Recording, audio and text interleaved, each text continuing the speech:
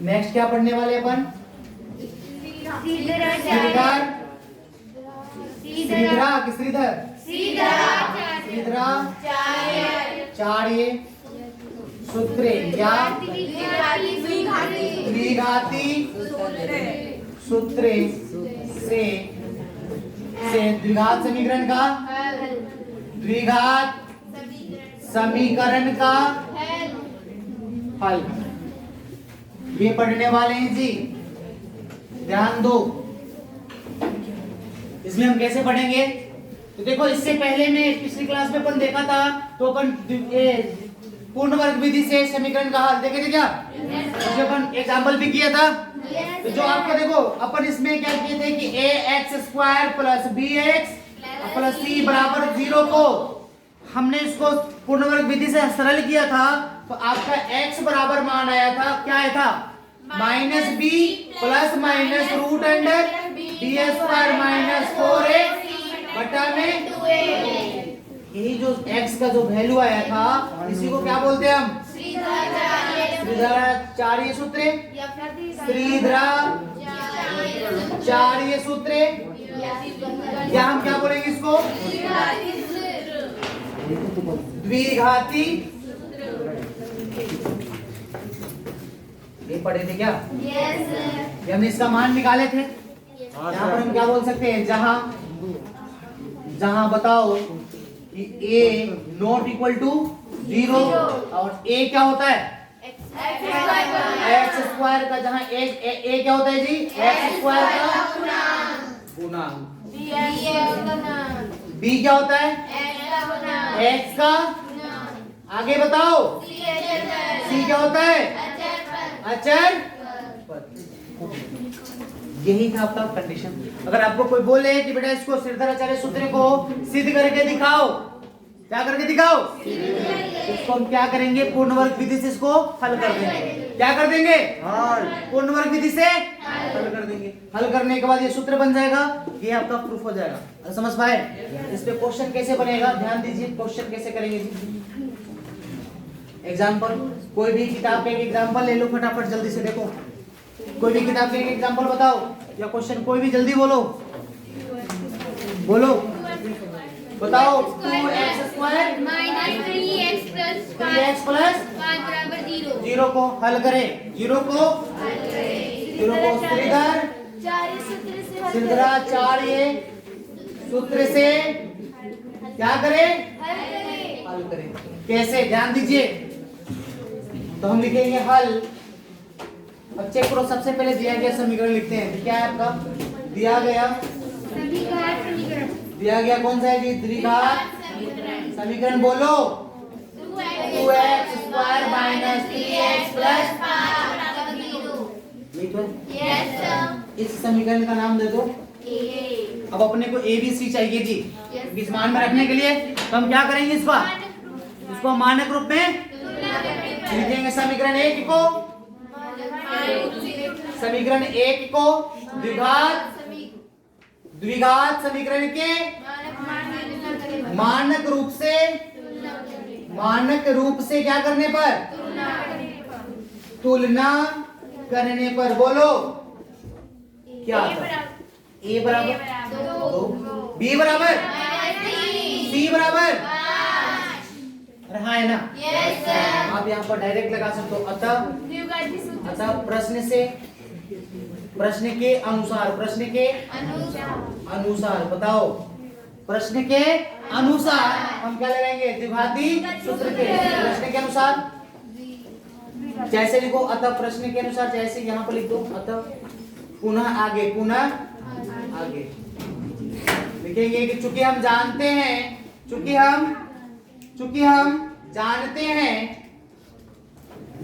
श्रीधराचार्य सूत्र। बताओ, श्रीधराचार्य सूत्र से। तो बताओ, श्रीधराचार्य सूत्र से क्या होता है? x बराबर -b plus minus root under b² minus 4a। इसलिए लिखेंगे अतः प्रश्न से बताओ बाबू x का मान कितना आएगा? x बराबर माइनस बी की जगह चेक करो कितना है, b की जगह माइनस का प्लस और root under minus sorry b का होल स्क्वायर, तो b की जगह कौन है -4, a का मान c का मान बटा में 2 गुना में a की जगह सरल कर दो -3 और यहाँ 3, देखो दोनों माइनस माइनस क्या हो जाएंगे +3 प्लस और माइनस 9 ना माइनस कितना हो जाएगा 4 × 8 40 बटा में कितना आएगा वैल्यू 3 प्लस और माइनस, ये आपका बताइए रूट अंडर माइनस का बटा में 4। अब यहाँ पर ध्यान दो, इसका हल संभव नहीं है। क्यों नहीं है संभव? क्योंकि रूट के अंदर क्या आ गई संख्या माइनस का, रूट के अंदर इसके आगे के टॉपिक में पढ़ने वाले हैं कि माइनस में अगर आता है सूत्र, सॉरी यहाँ पर कुछ अपन मान गलत रख दिए क्या, b का मान 4ac बटा में 2ab स्क्वायर, सही है क्या सूत्र? सूत्र तो सही है। ध्यान दो इधर, यहाँ पर रूट के अंदर कितना है आपका माइनस का 31, तो ध्यान रखो आपको पहला चैप्टर में बताएंगे वास्तविक संख्या में कि जो रूट के अंदर जो भी संख्या होती है, रूट के अंदर जो भी नेगेटिव संख्या होती है उसको हम काल्पनिक कहते हैं। क्या कहते हैं? काल्पनिक। तो बेटा यहाँ पर ध्यान दो, क्या बन गया रूट के अंदर काल्पनिक, इसलिए इसका हल संभव नहीं है। इसका हल संभव नहीं है। या हम आगे पढ़ेंगे कि इसका हल संभव क्यों नहीं है, क्योंकि जब इसका मूल द्विघात समीकरण का मूल का प्रकृति पढ़ेंगे ना अपन, क्या पढ़ेंगे मूलों का प्रकृति, तो उसमें अपन चेक करेंगे, उसमें बताएंगे कि कब हल होगा और कब हल नहीं होगा। यहाँ पर हमने क्वेश्चन को सरल किया तो यहाँ पर नेगेटिव आ गया ना रूट के अंदर, इसलिए इस क्वेश्चन का हल संभव नहीं है। जहां भी नेगेटिव आ जाएगा तो यहाँ पर हम लिख सकते हैं कि अतः दिया गया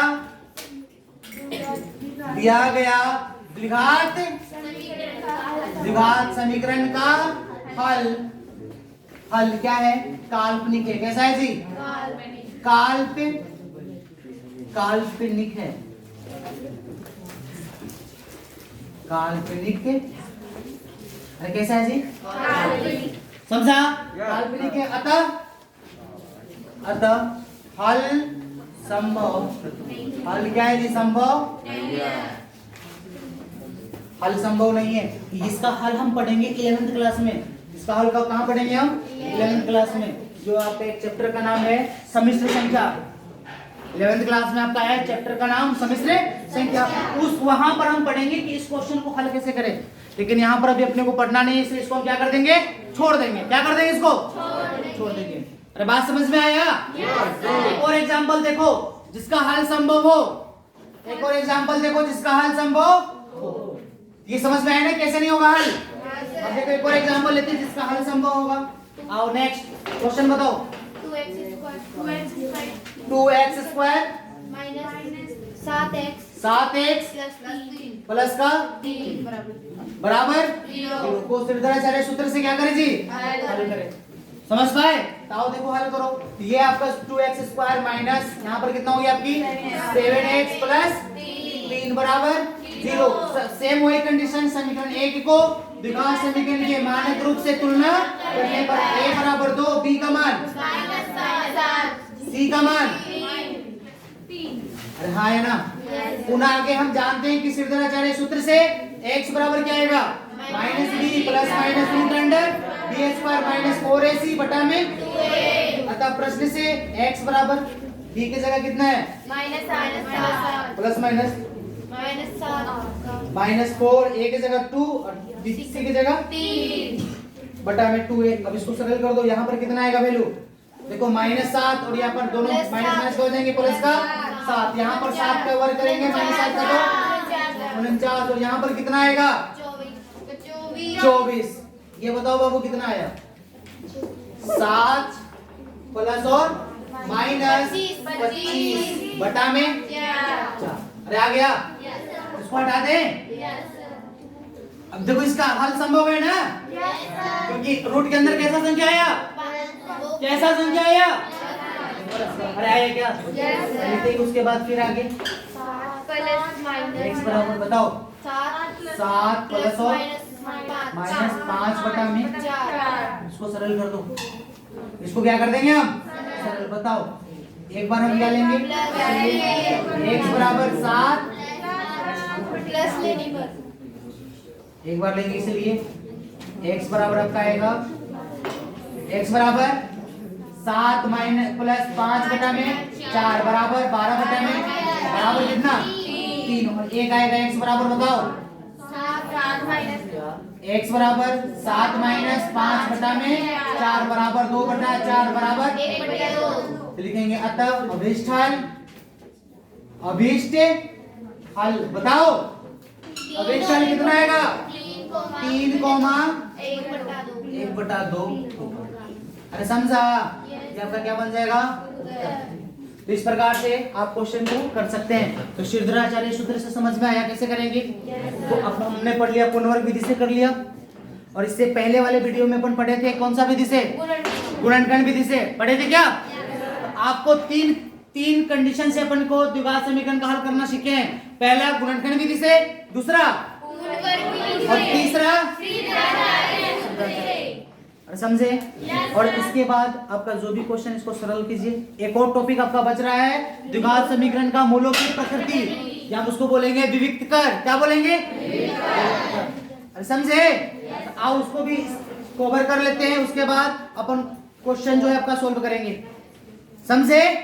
अच्छा एक और बात, अगर आपको केवल द्विघात समीकरण दिया है और बोला है कि इसको हल करो, कोई विधि की चर्चा नहीं है, कोई भी विधि का चर्चा नहीं है, तो आप वहां पर स्वतंत्र हो, आप किसी भी विधि से कर सकते हो जिससे आप आसानी से और जल्दी कर सके, जिससे आप आसानी से और जल्दी से कर सके, उस विधि का आप खुद से उपयोग कीजिएगा और कर लीजिएगा क्वेश्चन, समझ पाए। तो आइए देखिए बात करते हैं नेक्स्ट टॉपिक का, जिसका नाम है आपका द्विघात समीकरण का मूलों की प्रकृति। यस, चलो देखो नेक्स्ट टॉपिक है आपका, इसी में आपका क्वेश्चन सोल्व हो जाएगा। नेक्स्ट टॉपिक है द्विघात समीकरण के मूलों की प्रकृति, मूलों की प्रकृति, क्या हम इसको बोलेंगे विविक्त कर, क्या बोलेंगे विविक्त कर, द्विघात समीकरण का विविक्त कर, द्विघात समीकरण के विविक्त कर।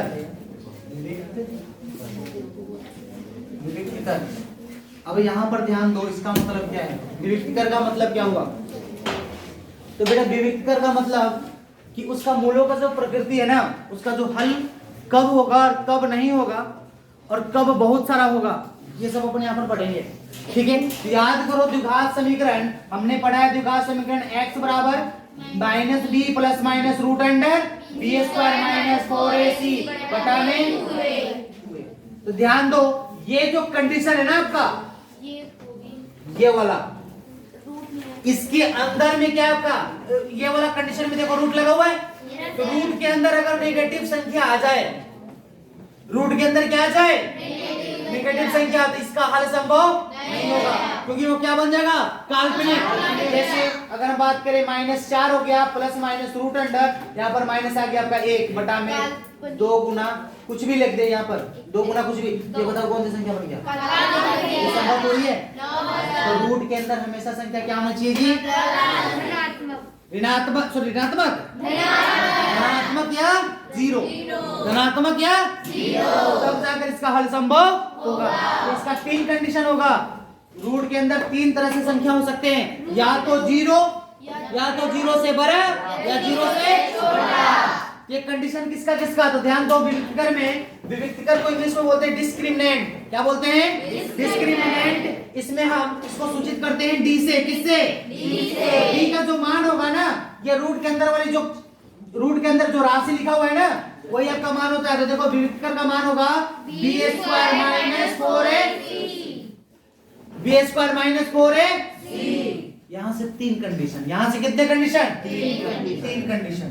पहला नंबर, ये जो मान होगा ना, बी स्क्वायर माइनस 4ac 0 ये विविधकर हो गया। यहाँ से अब ये 3 कंडीशन से होगा, या तो 0 से बड़ा या 0 से छोटा। समझे? तो ध्यान दीजिए यहाँ पर पहला नंबर, मूलों की प्रकृति 3 होते हैं। पहला नंबर कि यदि बी स्क्वायर माइनस 4ac 0 से क्या है जी? ध्यान दो, इसमें से बड़ा कौन है? 0 बड़ा है, ये वाला मान b square minus 4ac b square minus 4ac। बोलेंगे यदि बी स्क्वायर माइनस 4ac 0 से बड़ा, तब द्विघात समीकरण का मूल द्विघात समीकरण का मूल। ध्यान दो, ये वास्तविक होंगे और अलग होंगे। वास्तविक और क्या होंगे? तब द्विघात समीकरण का मूल वास्तविक और अलग होगा। वास्तविक और क्या होगा? अलग। वास्तविक और क्या होगा जी? नेक्स्ट दूसरा नंबर, यदि बी स्क्वायर माइनस 4ac बराबर क्या है?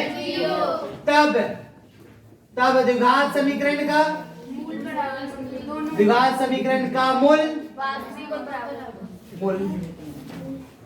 क्या होंगे? वास्तविक और बराबर। वास्तविक और क्या होंगे जी? बराबर होगा। अरे समझा? अच्छा, अगर मान लेते तीसरा कंडीशन आता तो, यदि b square minus 4ac less than, मतलब ये मान 0 से क्या होता?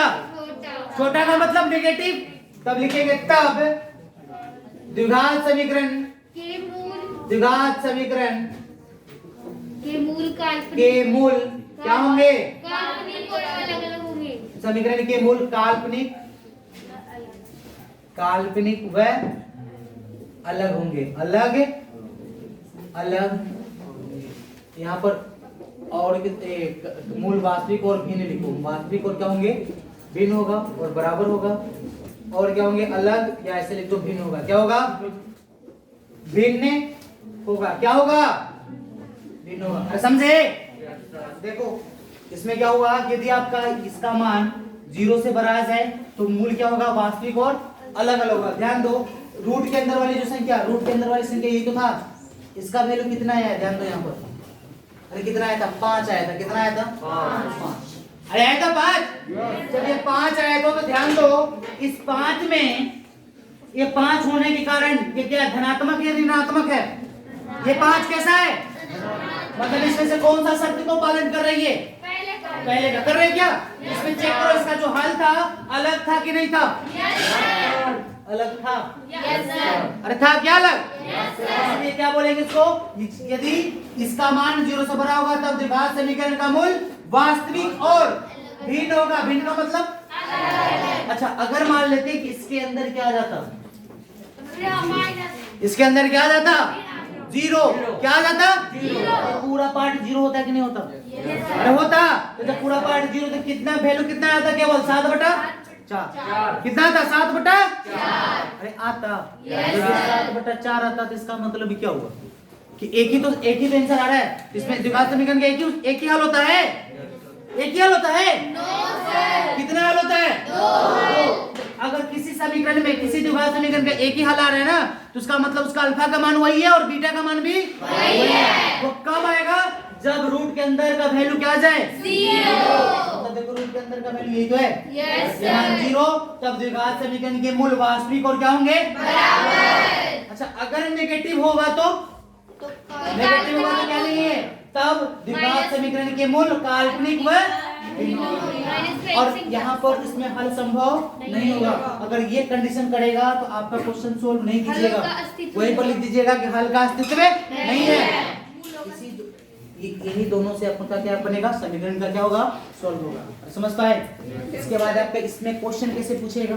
बोलेगा कि इस समीकरण में मूल वास्तविक व बराबर है। मूल क्या है जी?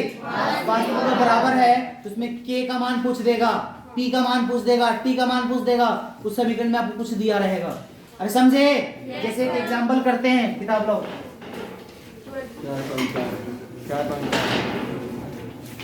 एक एग्जांपल करते हैं, देखो लास्ट एक्सरसाइज का 4.4 के समथिंग का कुछ एक्सरसाइज होगा, उसमें देखो।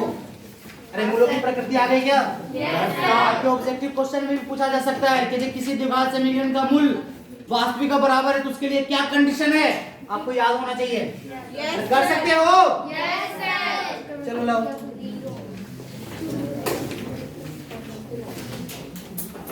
देखिए क्वेश्चन करते हैं, एक एग्जांपल ले लेते हैं।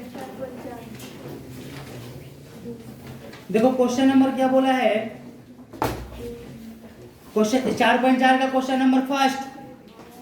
क्वेश्चन नंबर फर्स्ट की निम्न द्विघात समीकरणों के मूल की प्रकृति ज्ञात कीजिए। यदि मूलों का अस्तित्व हो तो उन्हें ज्ञात कीजिए। अस्तित्व का मतलब उसका मूल कैसा होना चाहिए? वास्तविक। अस्तित्व का मतलब वास्तविक। समझा? तो वास्तविक किसमें है? पहले वाले में, दूसरे वाले में। इसमें वास्तविक है? इसका अस्तित्व नहीं है। अब देखो आपका 4.4 का कोई भी क्वेश्चन कर लेना। पहला क्वेश्चन चेक करो, इसमें से बताओ कौन सा क्वेश्चन बताएं हम आपको? लो जी दूसरा देखो, क्या है आपका? 3x² minus 4 root under 3x plus 4 बराबर 0। इसको बोला है किसका मूलों की प्रकृति क्या करना है? ज्ञात। मूलों की प्रकृति ज्ञात कीजिए यदि मूलों का अस्तित्व हो तो सबसे पहले इसका मूल ज्ञात करेंगे। सबसे पहले क्या करेंगे हम? लिख रहे नंबर, इसको लिखो, ये हल हो गया। ये हल ही तो कर रहे हैं इसको। अच्छा अब लिखेंगे समीकरण 1 को, समीकरण 1 को द्विघात समीकरण के क्या करेंगे हम? द्विघात समीकरण के मानक रूप से बताओ तुलना करने पर, बताओ जल्दी से, तुलना करने पर क्या आएगा? नहीं बोलेगा सर। a बराबर b बराबर -4 c बराबर 4। हाँ है ना? इसलिए लिखेंगे, इसलिए बताओ, इसलिए विविक्त कर,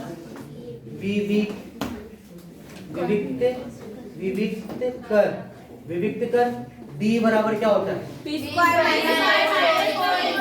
यहाँ लिखो, चूंकि हम जानते हैं, चूंकि हम जानते हैं। बताओ विविक्त कर d बराबर बताओ b² माइनस 4। इसलिए d बराबर बताओ कितना आएगा? बताओ जल्दी से। d का मान कौन है? 3 का -4, a का मान, c का मान बताओ बाबू। इसको सरल करेंगे तो कितना आएगा? 16 गुना 3 माइनस 16 गुना 3 कितना आएगा? देखो कैंसिल कर दो ना, d बराबर 0। अब चेक करो, तब लिखेंगे अतः d बराबर b² माइनस 4ac क्या किसका बराबर है? 0 प्राप्त होता है, हो रहा। इसलिए इसका मूल बताओ। इसके मूल का अस्तित्व है? मूल का अस्तित्व है? अतः समीकरण 1 का मूलों का अस्तित्व है, मूलों का अस्तित्व है। इसलिए x बराबर क्या बनेगा? x बराबर बताओ सूत्र, -b plus minus root under b² minus 4ac। तो बताओ x बराबर बताओ, इसलिए समीकरण 1 से, इसलिए कहां से? समीकरण 1 से बताओ बाबू x बराबर क्या आएगा? माइनस का -4 root 3 b minus b plus और रूट अंडर b² का मान ध्यान दो, डायरेक्ट रखो इसका मान, यही था 0। हाँ है ना? तो आप लिख सकते हो, यहाँ पर लिख दो b² माइनस 4ac, यहाँ भी लिखो b² माइनस 4ac। ये मान किसका था? किसका था ये? तो यहाँ पर कितना मान आया? इसको समीकरण नंबर आप बना दो, कितना जी? 2। लेकिन 1 है और कितना हो गया? 2। यहाँ पर अब देखो, इसमें समीकरण 2 ही तो मान आएगा। कितना हो गया? 0 बटा में, बताओ जल्दी से। 2 इंटू 3, ये बताओ बाबू, -4 रूट 3 बटा में 6। इसको काट दो, 2 बार में 3 बार में कितना आया 2 रूट ये जो आएगा। देखो ये एक ही आंसर हुआ ना, ये एक ही आंसर आया है, तब यहाँ पर लिख सकते हैं अतः सर 3 को √3 into √3 लिख सकते हैं। तो ये नीचे ऊपर में संख्या आ जाएगा ना, तो नीचे ऊपर में संख्या थोड़ी रखते हैं। अरे नीचे देखो इसको काट तो सकते हैं हम नीचे, लेकिन नीचे हम ऊपर में संख्या नहीं रखते हैं। और बात समझ में आया? जैसे याद करो इससे पहले कभी अगर आपको क्वेश्चन में 2/√3 आया होगा तो इसको ऐसे आंसर नहीं छोड़ते हम, इसका हम परिमेयकरण करते हैं। क्यों करते हैं? क्योंकि नीचे क्या है आपका अपरिमेय संख्या। तो अगर हम इसको काट दे तो नीचे अपरिमेय संख्या रहेगा ना, रहेगा ना, इसलिए हम इसको काटेंगे नहीं, इसको यहीं छोड़ देंगे आंसर। आप चाहो तो काट भी सकते हो, कोई दिक्कत नहीं है, लेकिन कोशिश कीजिएगा कि नीचे अपरिमेय संख्या न रहे।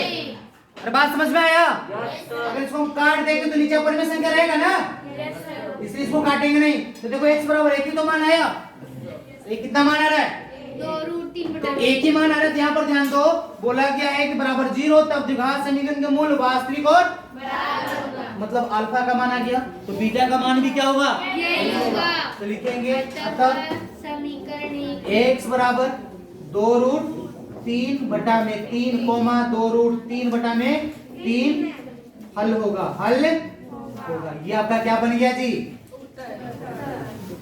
समझे? इस प्रकार से क्वेश्चन को अपन सरल करेंगे। ये तो आपका मूलों की प्रकृति याद करना था। अगर आपको कभी कभी क्या होगा कि मूलों की प्रकृति गिवन रहेगा, क्या रहेगा? गिवन। तब गिवन रहेगा तब क्या करेंगे जी? तब आपको वहां से कुछ कंडीशन निकालेंगे। जैसे कि आपका इसी एक्सरसाइज का 4.4 का क्वेश्चन नंबर 2 देखो, 4.4 का क्वेश्चन नंबर 2 इसको हम रफ करें क्या? ये तो समझ में, ये याद रहेगा ना आपको मूलों की प्रकृति? कितने कितने कौन कौन सा? यदि b² minus 4ac sorry b² minus 4ac 0 के बराबर है तो वास्तविक और अस्तित्व होगा। अगर 0 से छोटा है तो काल्पनिक और लेकिन मूलों का अस्तित्व नहीं होता। जैसे क्वेश्चन नंबर 2 4.4 का क्वेश्चन नंबर है जी आपका 2 का पहला नंबर, 2 का पहला नंबर। ध्यान दीजिए, देखो इधर क्या बोला है कि निम्न प्रत्येक द्विघात समीकरण में k का मान ज्ञात कीजिए कि उनमें ज्ञात कीजिए और उनके 2 बराबर मूल्य हो, और उनके क्या बोला है? 2 बराबर मूल्य हो। इसका मतलब क्या दे रखा है अपने को? d का मान 0, विविक्त कर क्या है? 0।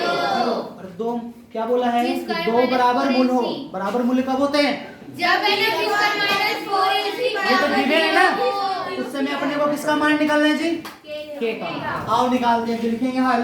दिया गया द्विघात समीकरण बताओ। द्विघात समीकरण बोलो। 2x² प्लस का kx प्लस 3 बराबर 0।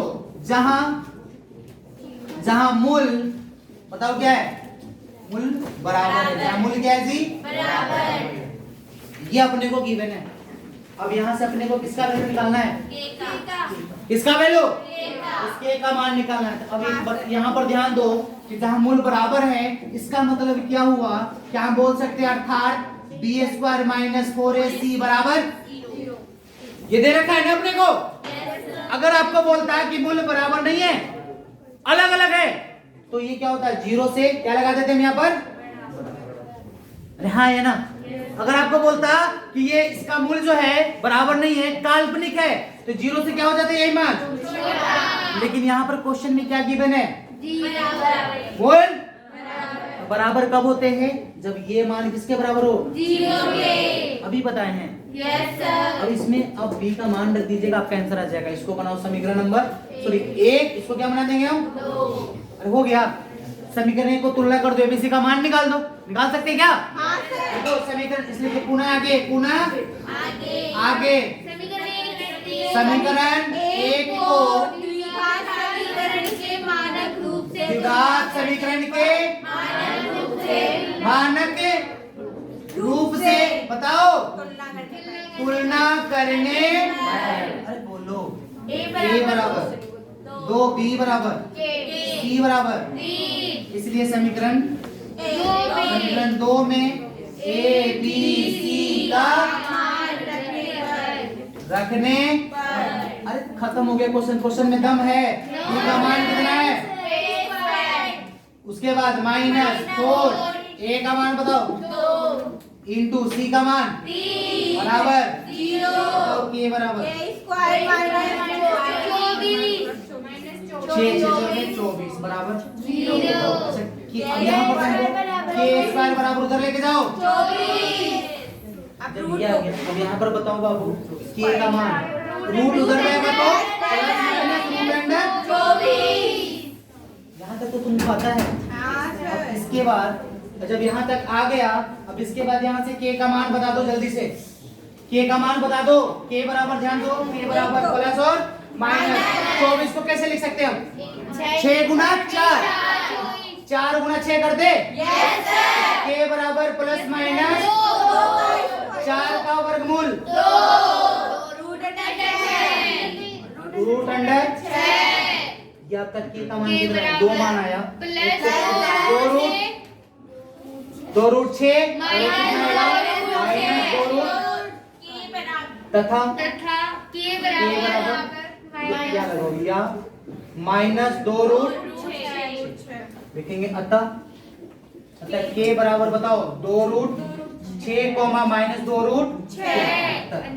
यही आपका के का मान होगा। नहीं कर सकते हो? इसका सेकंड क्वेश्चन बिल्कुल इसी के प्रकार से होगा। पूरे एक्सरसाइज इसी पे क्वेश्चन बनेगा जी। कर लोगे? ये धूम मचाइए। कर सकते हो ना फिर? चलो ठीक है, ठीक है, चलो थैंक यू।